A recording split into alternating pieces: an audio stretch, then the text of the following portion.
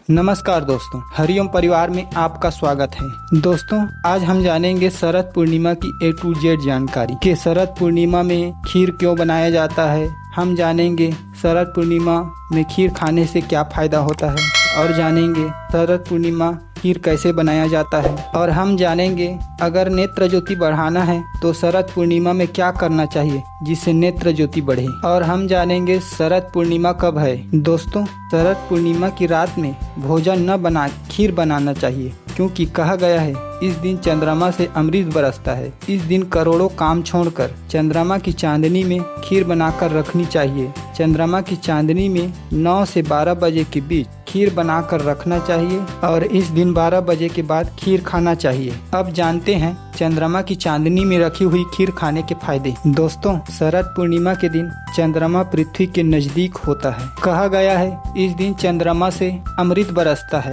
इसीलिए करोड़ों काम छोड़कर इस दिन चंद्रमा की चांदनी में खीर बनाकर रखनी चाहिए और 12 बजे के बाद उसका सेवन करना चाहिए। इस चंद्रमा की चांदनी में रखी हुई खीर का सेवन करने से हमारे शरीर पुष्ट मजबूत होता है, ओजवान तेजवान बनता है। चंद्रमा की चांदनी के खीर खाने से हमारे पित्त संबंधित रोग ठीक होते हैं, जैसे कि आँखों की जलन, अधिक गर्मी हो जाना, फोड़े फुंसी होना, गर्मी के कारण आंखें लाल हो जाना, महिलाओं के मासिक धर्म संबंधित बीमारी जैसे कि मासिक अधिक आना, देर से आना, जल्दी आना, बच्चों का चिड़चिड़ापन, थोड़ी थोड़ी बात में चिढ़ जाना, गुस्सा हो जाना, या फिर कोई भी पित्त संबंधित रोगों का लक्षण हो, उसमें यह चंद्रमा की चांदनी में रखी हुई खीर बहुत ही फायदेमंद है। इसीलिए कहा गया है करोड़ों काम छोड़कर चंद्रमा की चांदनी में रखी हुई खीर का सेवन करना चाहिए। दोस्तों, अब जानते हैं कि खीर को कैसे बनाना चाहिए। दोस्तों, खीर को कई लोग बनाते समय उसमें काजू,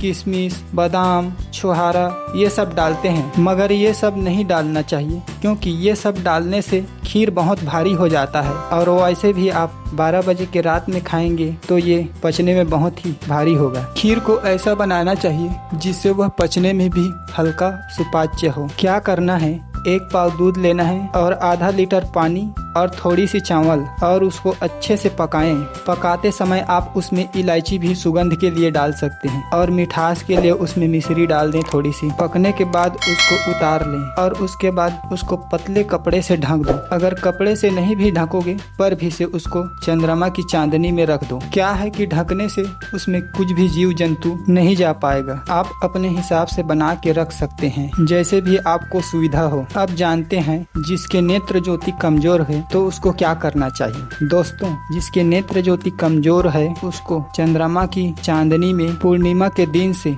6-7 दिन तक सुई में धागा को फिरोना चाहिए। फिरोना मतलब बार बार सुई में धागा को घुसाने की कोशिश करना चाहिए। इससे आपके नेत्र ज्योति तेजी से चमत्कारिक ढंग से बढ़ेगा। और नेत्र ज्योति बढ़ाने के लिए आप चंद्रमा को एकटक एकाग्रता पूर्वक देखना चाहिए, बिना पल के झपकाए 5 से 10 मिनट। ऐसा रोजाना 1 सप्ताह तक करने से आपके नेत्र ज्योति तेजी से बढ़ेगा, आपके एकाग्रता भी बढ़ेगा। दोस्तों, खीर को आप अपने घर के जनसंख्या के हिसाब से कम ज्यादा कर सकते हैं। दोस्तों, अगर आप खीर नहीं बना सकते हैं तो आप किसी भी फल को, सेब, अमरूद, पपीता आदि को काट कर डाल सकते हैं और उसका सेवन कर सकते हैं। अगर ये सब भी ना हो तो खाली पानी को ही चंद्रमा की चांदनी में रख कर सेवन करना चाहिए। दोस्तों, मैं आप लोगों को एक जबरदस्त एंटीबायोटिक रामबाण नुस्खा बताता हूँ। क्या करना है, आप लोग 1 पाव दूध ले लेना और उसमें आधा लीटर पानी डाल देना और उसमें सोना, चांदी,